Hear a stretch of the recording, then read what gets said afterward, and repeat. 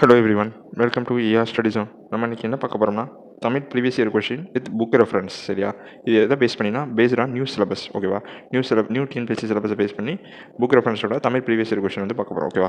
இந்த 4 கொஷின், இது எனக்கு நிறைய கொஷின் இருக்குது. இந்த 4 கொஷினுமே ஒரே ஒரு பேஜில் ஒரு சின்ன கண்டென்ட் வந்து அந்த 4 கொஷினுமே வந்திருக்கு. இது எனக்கு நிறைய கொஷின் கேட்டிருக்காங்க. நான் ஒரு எக்ஸாம்பிளுக்கு தான் ஒரு 4 கொஷின் எடுத்து வந்திருக்கேன். ஓகேவா?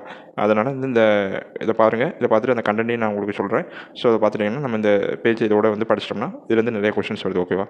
அதாவது ஃபஸ்ட் கொஸ்டின் என்னென்னா மரபு பிழை இல்லாத தொடர் அப்படின்னு சொல்லி வந்து ஒரு கொஸ்டின் கொடுத்துருக்காங்க. இதில் என்னென்ன கொடுத்துருக்காங்கன்னா கோழி கூவும், சேவல் கொக்கரிக்கும், நாய் கத்தும், காகம் கரையும். சரியா?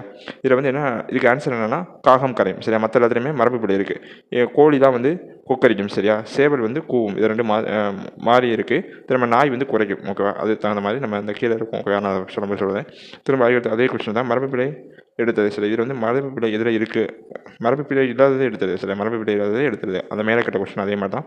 இப்போ இது வந்து என்ன, எழுத கிளம்பிடும், கோழி கூவும், மயில் அலரும், காகம் கத்தும்னு கொடுத்துருக்காங்க. சரியா? இப்போ வந்து என்னென்னா கோழி வந்து கொக்கரிக்கும், மேலேயே பார்த்துருக்கோம். சரியா? கோழி கொக்கரிக்கும், மயில் வந்து என்னென்னா அகவும், காகம் வந்து கரையும். அப்போ வந்து எழுதும் இக்காலமிடம் தான் கரெக்ட். ஓகேவா? அது வந்து கரெக்டாக கொடுத்துருக்காங்க. திரும்ப சொற்களை இணைத்து புதிய சொல்லை உருவாக்கவும். சரியா?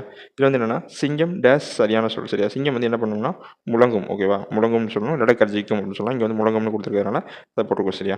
திரும்ப அது வந்து கோழி கூவும், மரபு பிழை நீக்கி. சரியா? இது வந்து எப்படின்னா கோழி கூவும்னு சொல்லி கொடுத்து ஒரு மரபு பிழை கொடுத்துருக்காங்க. அது வந்து எப்படின்னா கோழி வந்து கொக்கரிக்கும். சரியா? கூவாது. ஓகேவா? கோழி வந்து கொக்கரிக்கும். ஓகேவா? அதுதான் கொடுத்துருக்காங்க. இப்போ வந்து இது வந்து எங்கே இருக்குன்னு சொல்லி பார்ப்போமா, இந்த இது எல்லாமே, இந்த கொஸ்டின்ஸ் எல்லாமே இது எங்கே இருக்குன்னா 10th புக் ரெஃபரன்ஸ் வந்துன்னா 10th ஓல்டு தமிழ் புக்கில் இயல் 9ல் இருக்குது. ஓகேவா? புக் பேக், அதாவது பின்னாடி இந்த மொழித்திறன் பயிற்சின்னு சொல்லுவோம், அதுக்கு பின்னாடி இருக்கும். ஓகேவா?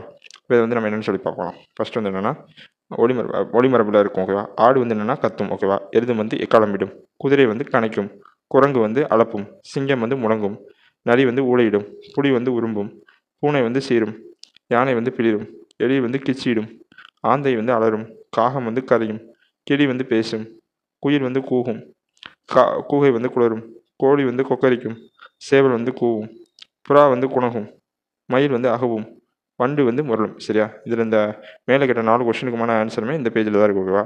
ஸோ இந்த பேஜ் ரொம்ப இம்பார்ட்டன்ட். ஸோ இதை வந்து நோட் பண்ணி வந்து ப்ரீவியஸ் இயர் கொஸ்டின் வந்து படிச்சுக்கோங்க. இது வந்து எக்ஸாம்பிளுக்கு தான் நான் 4 கொஸ்டின் எடுத்துகிட்டு வந்திருக்கேன்.